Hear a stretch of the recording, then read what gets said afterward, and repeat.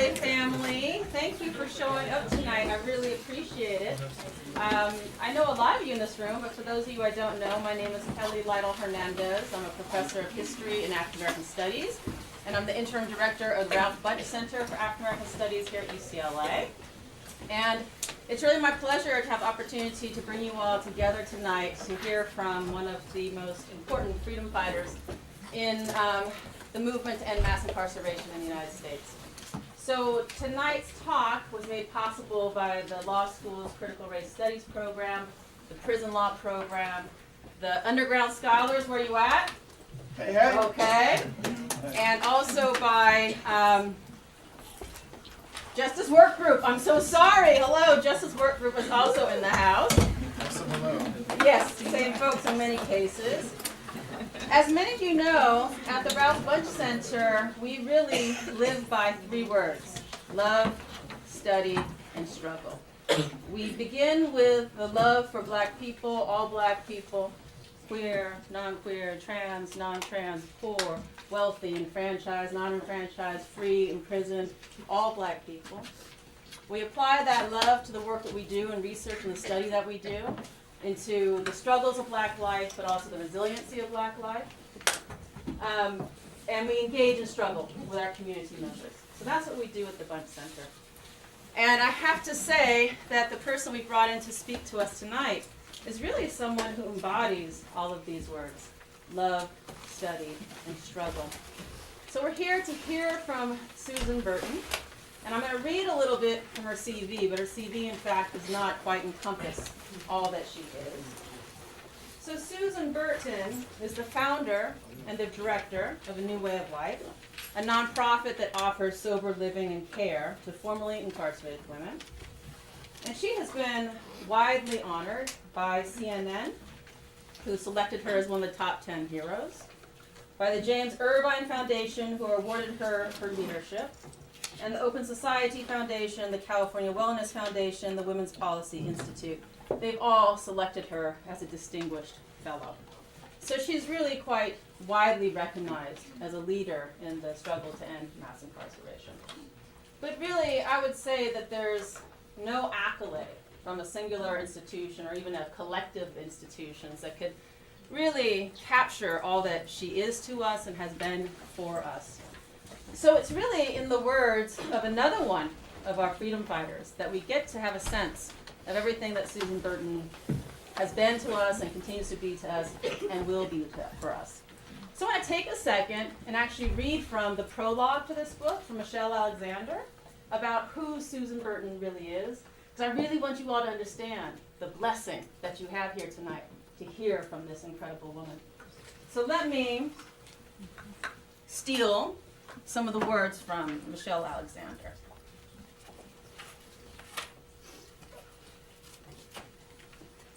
There once lived a woman with deep brown skin and black hair who freed people from bondage and ushered them to safety. She welcomed them to safe homes and offered food, shelter, and help, reuniting with family and loved ones. She met them wherever they could be found and organized countless others to provide support and aid in various forms, so they would not be recaptured and sent back to captivity. This courageous soul knew well the fear and the desperation of each one who came to her, seeing in their eyes all the pain she felt years ago when she had been abused and shackled and finally began her own journey to freedom. Deep in the night, she cried out to God, begging for strength, and when she woke, she began her work all over again, opening doors, planning escape routes, and holding hands with mothers as they wept for children they hoped to see again. A relentless advocate for justice, this woman was a proud abolitionist and freedom fighter. She told the unadorned truth to whomever would listen and spent countless hours training and organizing others, determined to grow the movement. She served not only as a profound inspiration to those who knew her, but as a literal gateway to freedom for hundreds whose lives were changed forever by her heroism. Some people know this woman by the name Harriet Tubman. I know her as Susan. So I want to introduce to each of you Miss Susan Burton, who's going to speak to us tonight about her long journey and about her new book. please join me in welcoming. So I get a little teary every time I read that, or every time I hear someone read it. So I want to thank Kelly, UCLA, the Bunchy Center, the Underground Scholars, who else? Justice Work Group. Justice Work Group. Critical Race Studies. Gender Race Studies. Critical Race Studies. Critical Race Studies, and all of you here tonight. My God, it's a full house. For this invitation and this opportunity to talk a little bit about my life, the book, and the work that we do to allow people the opportunity to realize their dreams and break free from the criminal justice system.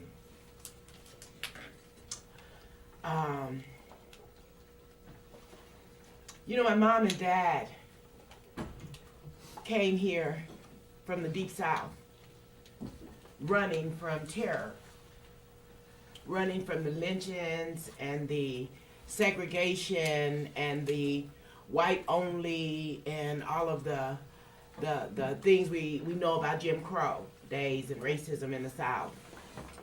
And they came here with hopes and dreams of creating a new life. You know, California was the place with the streets that were paved with gold.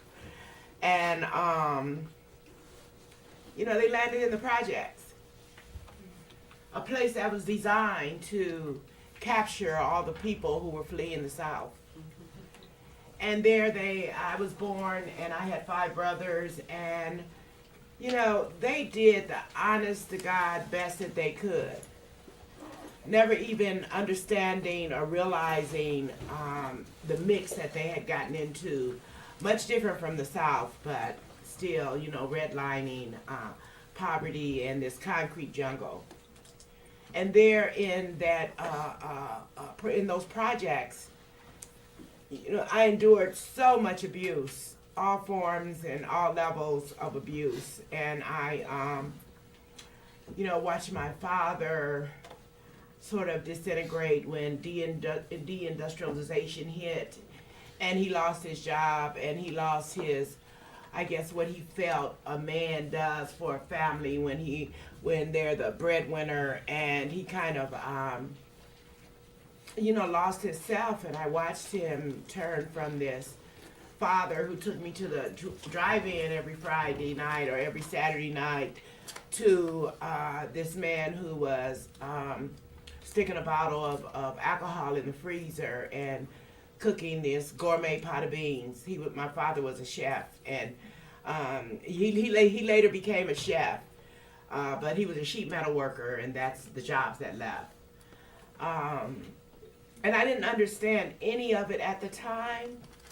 It wouldn't be till decades and decades later as I began to understand our history and begin to organize that I would be able to put this stuff kind of together of what actually happened, what I was witnessing, what the trajectory for my for our lives were. Even through all of the different forms of abuse and poverty, the racism, the things that we faced, I kind of survived. I was able to hold it together. And I was able to kind of navigate different harms and say, well, this is less harmful, but that harmful than that one. So, you know, I'll settle for this one and what have you. And you might not understand what I'm talking about unless you're actually exposed that way.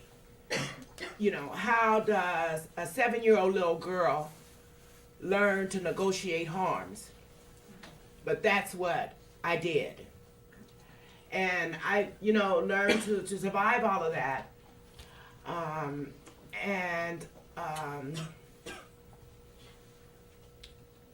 had a son. That was my second child. My first child, I conceived. How many of you have read the book? Yeah, okay. My first child I conceived on Christmas Eve of 1965 when I was raped, and I had her the day before my 15th birthday in 1966, September 26th. So she was like my 15th birthday present. But then I had another child 10 years later. His name was Mark K, and we called him KK for short. And he was killed by an LAPD detective. And I could no longer bear the pain, the grief, all of the stuff, and I began to unravel. And I began to drink. I began to drink heavily, and that escalated to taking drugs. And I just don't know what else I'd have done. I didn't know about grief. It was my first experience with grief. Not only was I grieving, but I was hella mad. The policeman never got out of his car. He didn't stay at the scene. The police department never acknowledged my son's death. So, you know, I was hella mad. What do you do against the police department? You know, how do you handle that? You know, I'm a poor black woman in South LA, and, you know, my son just died. And law enforcement killed him. And it was an accident, but I ain't thinking it's no accident. It's like, damn. And so I drank, and I took drugs, and I began to get incarcerated for the drugs. And I didn't get incarcerated one time. I got incarcerated 6 different times for possession of drugs. You know, I would go to fall asleep, and I would see my son's face, and I didn't want to go to sleep. And I would stay up for days and days and days. Sometimes I would pull over to the side of the road and fall asleep, and a policeman would wake me up. I went to prison twice like that. And a police officer would wake me up, and I would have drugs on me, and they would handcuff me and take me to jail over and over and over again. And I remember one particular time I was in the back of the holding cell, and my attorney came back and talked to me about pleading guilty. And my mother was in the LA Times that morning, and there was a paper in the holding cell, and I saw my mother's picture on the paper, and I began to read the paper, and she was actually cutting on a light at the corner where my son had been killed. And I said to the court, and I said to my attorney, you know, my son was killed, and, you know, I need help. Here, this is a picture of my mother, and I went through all of that with him and all of that with the court, and at the end of my little thing, they still sent me to prison. I think I got a 3-year term that time. And never, through the court process, was I ever offered any type of help. It was all about incarcerating, all about mass incarceration, all about you bad people, and we're gonna lock you up. So the last time I was released from prison was 1996. And I fell again. But during that trip in prison, I talked to this counselor, and I started telling her about my life. And she said to me, you know, it was this class I had to pass in order to parole. And she was a teacher that was really, really hard on her class.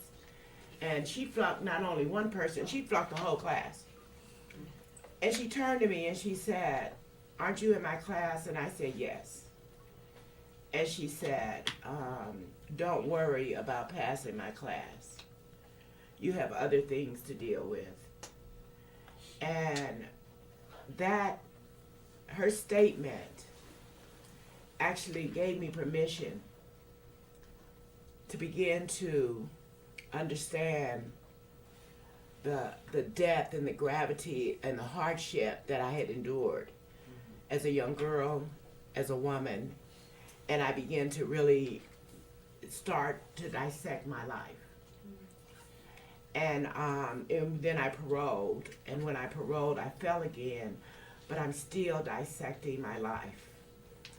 And I get the courage to confront my family members, and they basically told me to go somewhere, go fly a kite. And that pain was no more, I could not endure, and I found help in this place in Santa Monica. So I'm out by the beach in a recovery home, and everything's different from South LA. People's attitudes, the amount of resources, the way the courts address people who have been carrying drugs, arrested for drugs, drunk driving, even when you have an accident, and I'm like, what the hell is this? This is different. But while there, I was able to actually absorb all of the first kindness, then the resources, weekly therapy classes, and weekly therapy sessions. I got involved in the AA program. I'm actually turned 20 years sober last year. I began to look at what happened in South LA to people for drugs, and then what happened in Santa Monica.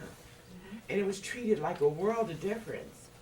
Why couldn't the judge give me a damn court card and tell me to go to AA meetings and get them signed instead of handcuffs and chains and cages and labor and cruel punishment.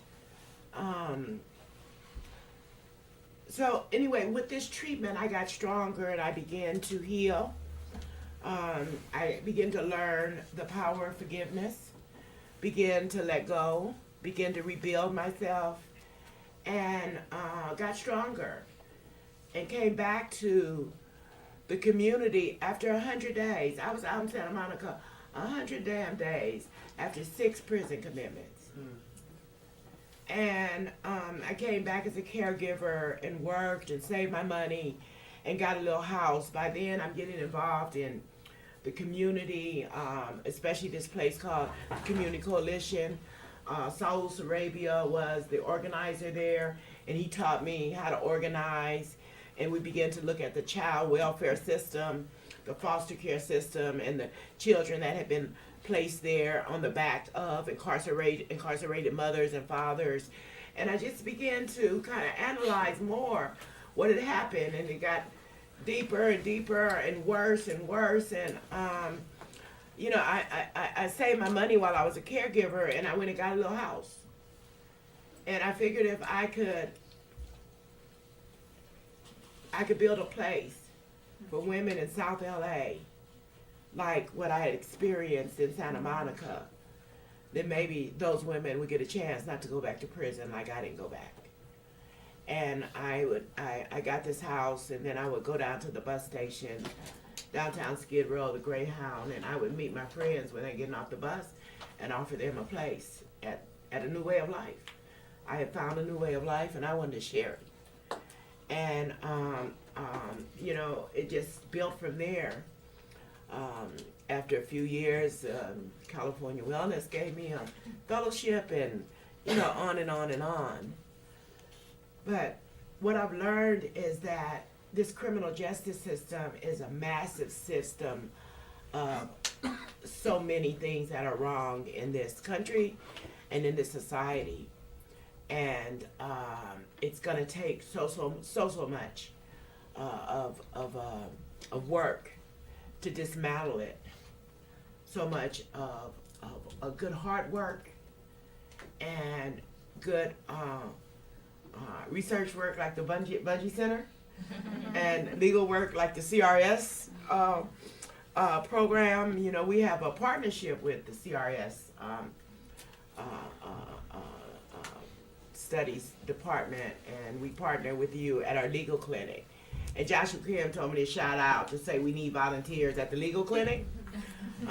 One of the things that we built into what we do at A New Way of Life is a legal department. So there are 6 attorneys on staff that help people with licensing and expungements and Prop 64, Prop 47, sentence reductions, and we last year began with a family attorney to help the women to break their children out of the Department of Children and Family Services, because it's all these layers and collateral consequences from a person being incarcerated, be them male or female, but usually we have the children, and when the woman goes, the children fall into all type of disarray, and when she comes home, it might take 3 years of complying with the court before I can ever get my child back. And it's a struggle. So there's the prison industrial complex, and then there's the children industrial complex. And a whole bunch of other complexes. But I feel so fortunate and lucky to actually be able to be here today, you know, talking with you all. Had it not been for those 100 days at Claire Foundation out in Santa Monica, I just don't know if I'd even be here. So, you know, it's my responsibility, I feel, to do as much as I can, the best that I can, to lead other women out of incarceration and let them know how valuable they are, and to support them to understand and know that value and the importance of their lives. My book, while it's doing pretty good, as far as sales, you know, and you know, as far as, you know, lectures and conferences and judges, but there are women who are languishing in prisons all over this country that have no hope for anything better, anything in the future, don't understand that we're out here fighting for them, and we're trying to build a way, you know, opening for them to walk out into and walk through. So I feel the book really needs to be, I need to be in prisons too, talking with women and sharing with them that you can have a life after incarceration. You know, you got to fight like hell for it, but you can. And a few foundations got together and printed the paperback copy. So it's the prison edition that has a letter that starts out from me, and in the back there's a workbook based on what's in the book to help people to kind of relate and understand the work that has to be put in. But I just want to read the letter to you, and then I'll wrap up the conversation and you can ask whatever you might want to ask.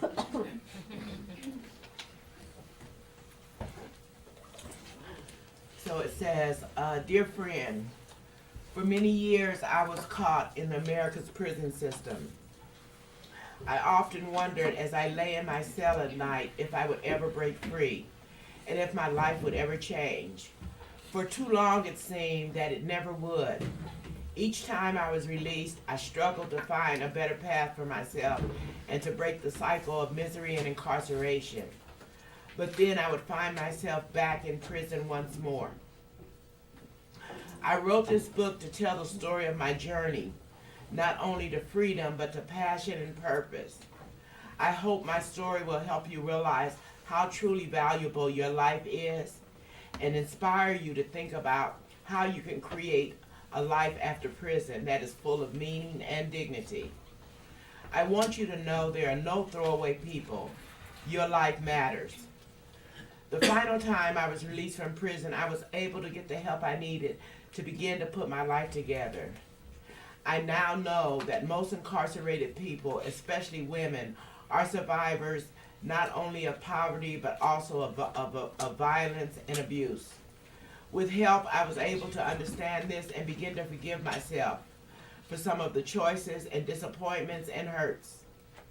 Importantly, I began to understand the larger forces that affected me and my entire family, and this awareness in turn has led to my political awakening, which grounds and sustains me to this day. Whatever our personal stories and experiences may be, we must all be willing to fight for our right to be the best we can be. I know it's not easy, but I also know from my many ups and downs of my own life that it can be done. I know that it is possible to fight for yourself, to love yourself, and to find a way up and out. I pray and hope that you enjoy my book and that it helps you imagine and ultimately achieve a new and different life for yourself. I invite you to join me in the nationwide struggle for the full restoration of the civil and human rights of all formerly incarcerated people, and I am rooting for you with all my heart. So I want to present Ms. Hernandez with the prison edition copy of the book. Yeah, Love, Study, and Struggle. Yeah, Love, Study, and Struggle. So there's 11,000 copies made, and each day about 2 boxes of books go out to individuals.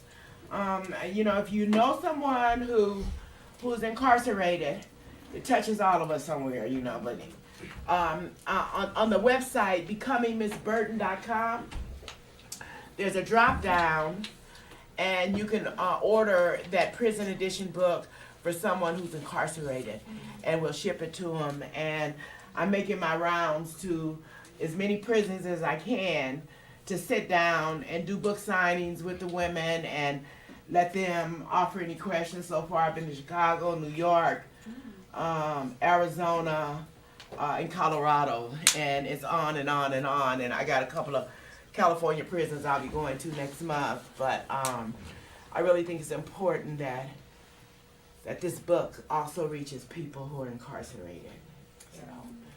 So if you have any questions or thoughts or whatever, So, don't hold on guys, to I it. can moderate the questions. She can moderate. And as the moderator, I'm going to take moderator's privilege All really right. quick while you all think a little and ask you a quick question.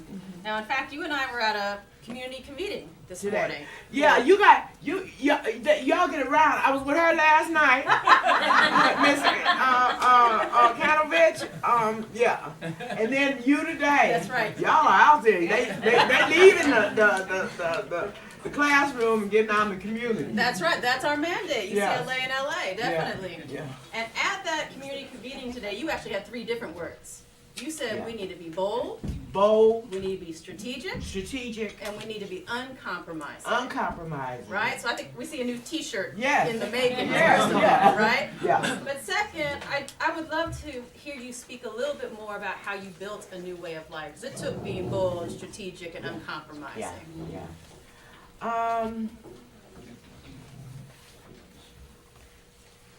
I felt deeply that my life could have been different had I had a different opportunity. And so, I understood I couldn't take back the years of pain and suffering, of incarceration, degradation, and torture. But I could stop another woman from cycling in and out by providing a safe place for her to rebuild her life. I couldn't bring my son back, but I could help another woman to get her children back and to become a good parent. And so I guess that was the bold part of it, and then the struggle. I'm looking at George. Well, strategic. Yeah. So strategically, I guess I saved money for about the first 8 months of working. I was on a $40 a month budget. And all the other money I saved. And I lived in with the woman. So I didn't have to spend any of my money. I ate with her. She put, I did eventually buy a little car, but she put the gas in the car for me to do the errands for her. And I just saved my money. So I guess that was a strategy. And then, you know, I went to the bus station and watched and met my friends as they got off the bus. People said, well, you let strangers in your house? These weren't strangers. These are women that I did time with. These were women that I knew. I knew we cried together. We had laughed together. We had did time together. We had programmed in prison together. You know, I might not have known their children, but I heard them talk about their children. And this was a community that I knew. You know, I cycled in and out of prison for almost 20 years. And all of us, it wasn't just me cycling in and out. Everybody was cycling in and out because we had nowhere to land. We get released from prison, get off the bus downtown Skid Row. They give us $200 at the gate. We don't have an ID. We don't have a social security card. We have nothing. But the torture of our lives and where we've been, and we're coming back in the community trying to make it. And everybody in the community's been trained to say, you know, we were undeserving. And so, you know, so we made a place of healing in South LA. And so that was, I guess, and it was instinctual for me to do all that I did. It was the instinct of survival, I guess. You know, you can't survive alone. You need community. Thank you. You're welcome.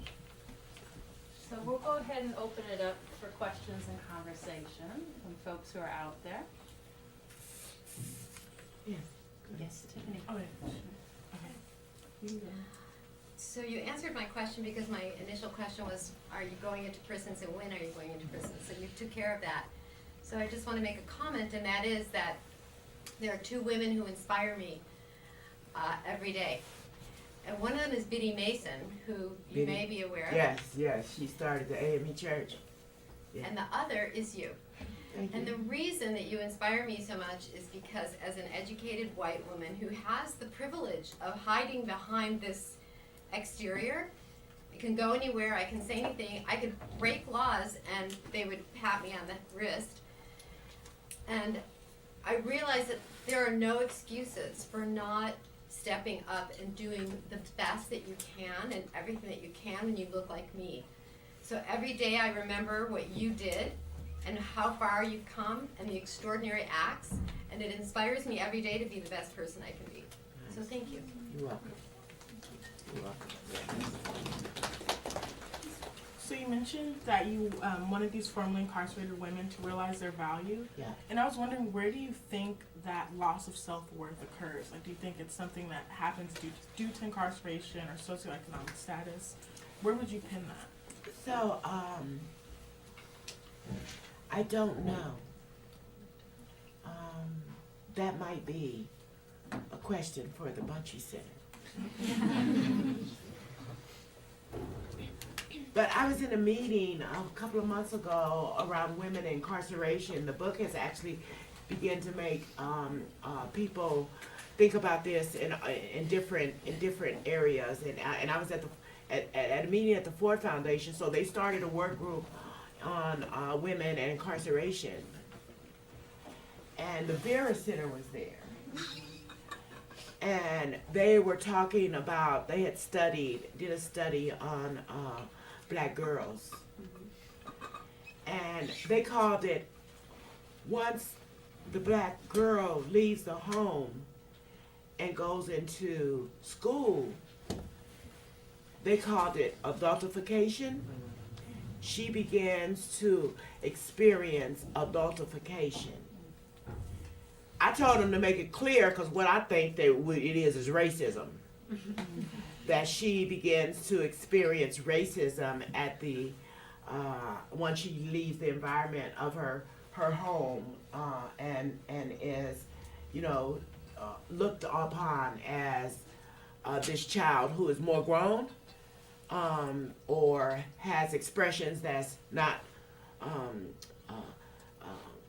societally acceptable. Her the way she expresses herself and what have you, but we all just express ourselves.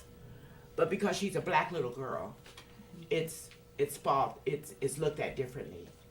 So, but again, that might be something for the That was it. Bungie Center. So adultification. So it happens as really, really young. And I don't know if people here can think about different times that they're out, and it's just a different response to you. It's like, damn, can I be comfortable in my black skin? Or am I always on alert around how I'm being viewed? But so that came out to Vera, and I think they're doing more work on that. But Monique Morris has written some and did some studies around girls and schools and incarceration of girls and the way in which they're engaged. Uh-oh. Stand up and say who you are. If everybody don't know you already. Ms. Burton, how are you? Good. My name is Burton. I'm a professor in African American Studies and World Arts and Culture. I also work with the Human Rights Law Clinic here at the law school. And thank you for letting me interview you earlier this week. Yeah, we were together this week. We gonna be on TV. Yes. March 3rd, and congratulations on shutting down the New Press website when Michelle Alexander tweeted your book out. Yeah. Really love your comments. Grateful for your comments. Thank you for being here. You are one of the great freedom fighters of our time, and it's such a blessing to be here in your presence tonight. Thank you, And really, just the book is fantastic. I wanted to point out there's one part in the book where you use this great metaphor of prisons being like a credit card, because even when you come home, the interest keeps accruing and accruing and accruing. I thought it was such a brilliant way to talk about collateral consequences and some of the challenges that folks, especially women, face when they come home. Having a chance to talk with you and with Ingrid Archie, who's also featured wonderfully in the book. Really, I think her story of being locked up, coming home, and end up locked up again, the stories you talked about. Can you say a little bit more about the kinds of specific things? I know there's over 48,000 things you face when you come home that you cannot do when you come home with a record. Can you talk a little bit about that and how that impacted you personally and in the lives of women that you had a chance to work with at the New Way of Life? So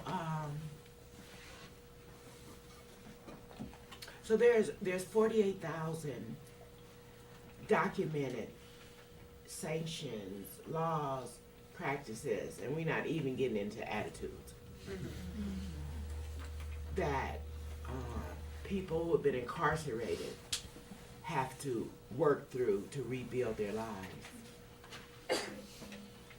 When I was taking care of Miss Andrews, she needed a higher level of care than I was trained to give her. And I wanted to go to nursing school so that I could care for her the best that I could. One day, she was diabetic, and she began to get sores on her legs. And one day when I unwrapped her bandage, there was a lot of little worms running up and down her leg.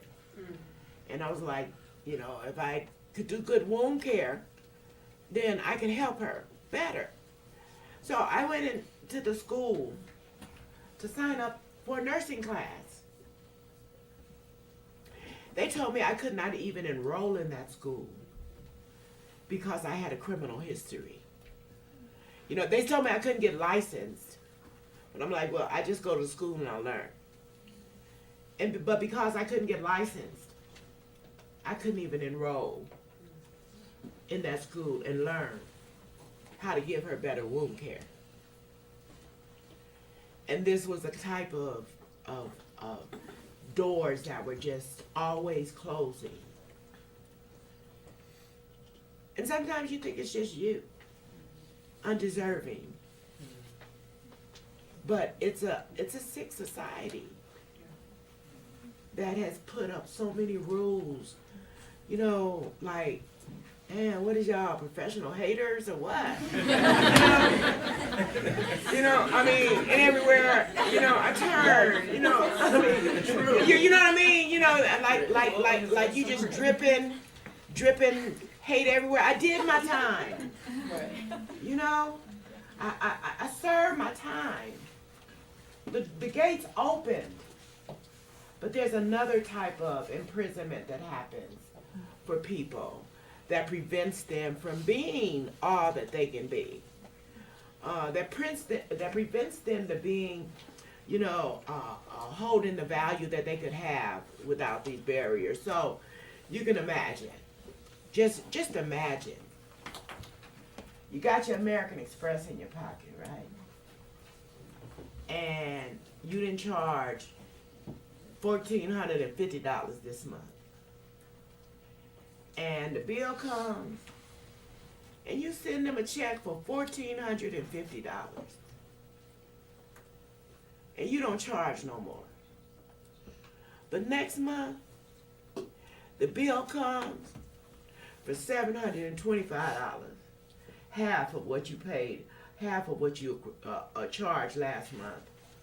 And they tell you that you're still accruing interest. That's what our lives sort of amount to with a criminal history. We're still accruing interest on a debt that we paid by way of the barriers. You know, no matter how much education and what have you, but I mean, since that time, we've been fighting like hell. You know, and more evidence has came out. If a nurse want to get a license now, she can come to a new way of life. For that license I didn't get, I made sure a whole bunch of other nurses got it through our legal department. So that's my payback. But you know, that's just a really good idea. You know, getting their children back. You know, because I got arrested doesn't mean I'm a bad mom. It means I was at the wrong place at the wrong time, and you know, I got caught up. But that doesn't mean I'm a bad mom. Why can't I have my kid back when I get home? Because the courts say I can't. Because I've been in jail. And it's, you know, like a systematically breaking and tearing and keeping communities and families apart. So I've been talking to Ms. Hernandez about, you know, doing some research around women, the cost of incarcerating the women when their children go into different systems, the cost of even getting their child back, because they tell you to do all this stuff and they don't hardly do anything for you. You know, there's different rights that you might have, but we never know what those rights are. So that's where the lawyers. How many go into law? Who's doing law? Yeah. That's where the law come in. That's where the lawyers get in and they start cracking open them 12 statute 12 something. And they make it real nice in a letter, and then she gets what she's supposed to have. But how many people have a lawyer that's gonna get that statue and walk in the court with you to help you to get your what you're supposed to have, you know, your child. You know, so it's a big mess out there, but we're working on it, and I gotta keep hope alive. Yeah. Yes. Why do you think there's such a big difference between the resources and the attitude towards you in Santa Monica versus South LA? Well. So Santa Monica is an affluent community, and people have dollars. People have skills and expertise, and so there's a swell of all of that in that community. when you have dollars and you're influenced and you have more influence and things kind of run a little smoother and people are nicer and the water's cooler. In South LA, it's kind of like it was a desert, or is a desert. And everybody's so stressed they don't even have the patience to actually, I can remember going in social service agencies and feeling like the scum of the earth because the person who is serving me is just as stressed out or more than me. And it's just not like that in Santa Monica. So there was it's like two different worlds. Did you see Black Panther? You got to go see Black Panther. Yeah, and you'll see two different worlds. Not like Santa Monica, like what is it? What Wakanda? It wasn't like Wakanda, not quite, but it was a different world. If you haven't seen Black Panther, you got to go see Black Panther. Yeah, I think that's the best movie I've ever seen in my life. Yeah. I went twice. I had to have more.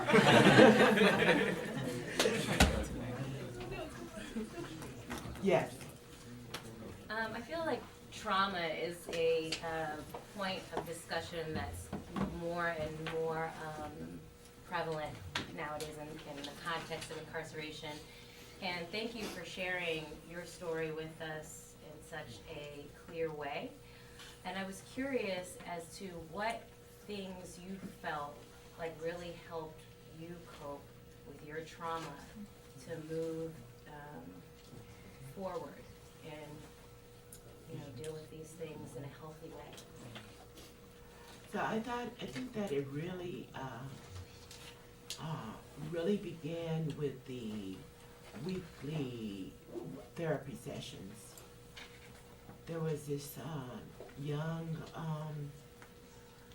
intern at the Weisman Center over on Venice on I think it was Rose, and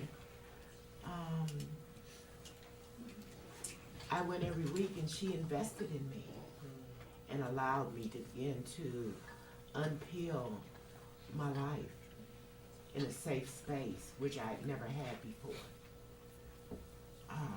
I think that was key to my healing and discovery, my ability to begin to forgive myself and others. I think that was key to me having, working from a place of clarity and love. So I think the getting removed from the environment, the toxic environment and trauma, and then stepping into a place that allowed me to have a different type of experience. And then, I did the 12 steps in its entirety, and I did inventory, and I looked at, my part, their part, and, just open that up. So it was a, real combination of things that allowed it, and ongoing things. So I'm now in therapy, and I'm doing the somatic stuff to release trauma out of my body. And sometimes I feel it, sometimes I don't, but just identifying how it has been sort of like in me, and where it's at in me, and how I'm responding to it. So it's ongoing work, and it's work, but I want to be better. I want to be the best I can be.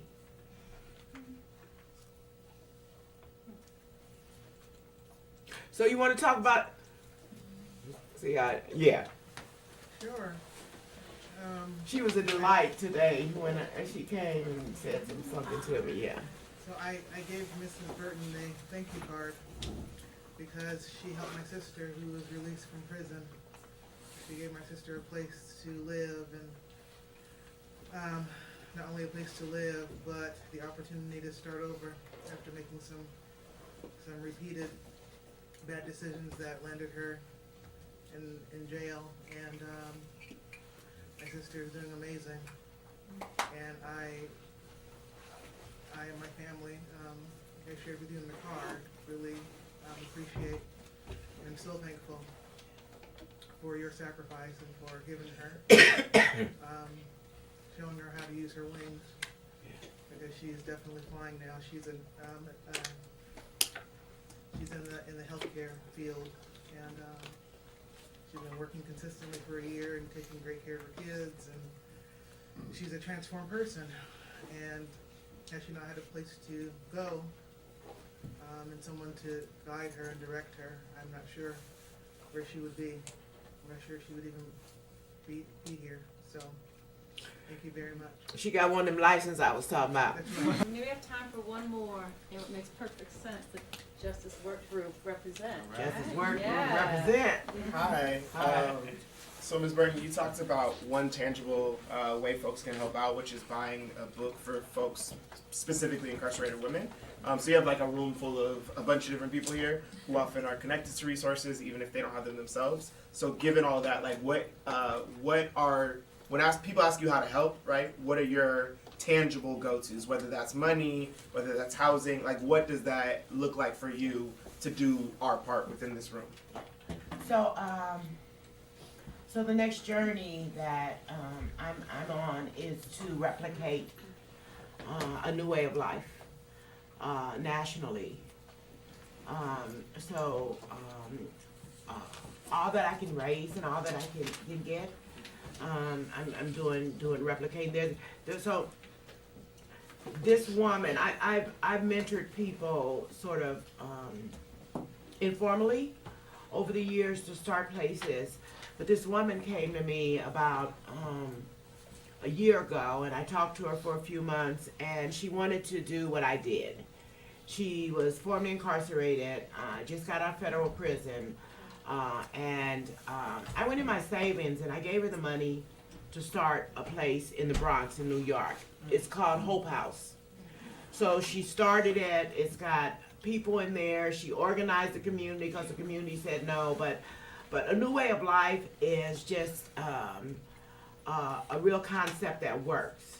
We get houses, we bring people home, we support them and add resources to their life. So what I want to do is replicate a new way of life on a national scale. And that doesn't mean that I want to grow a new way of life. No, that's not what I want to do. I want to take individuals who are interested in providing services in their respective community and provide technical assistance, research and evaluation, set them up in the house, teach them how to go after the resources to sustain the house, and just do what I do. So if people want to support that, that's great. Also our legal clinic. At A New Way of Life, we train people to help expunge records, reduce them, help people with licensing and so forth. So twice a month we have a legal clinic. So your talent and your time is valuable to spend to help people clear up the wreckage of their past. And then, I want to buy books for women inside. I got 11,000 copies that came in January, and we're down to about 2,500 copies. So we're mailing books, we're shipping them in boxes, we're shipping them one by one, and we're trying to send a message of hope that people will, come home and think about, how to make themselves better and get in the game of movement. Not the game, but the movement.